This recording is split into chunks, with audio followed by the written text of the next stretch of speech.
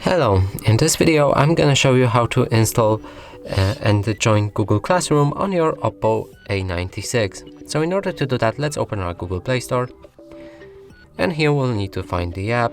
So let's write Google Classroom. It's this app right there. Press install. After installation process is complete, we'll be able to open the app. Then press get started, select or add account,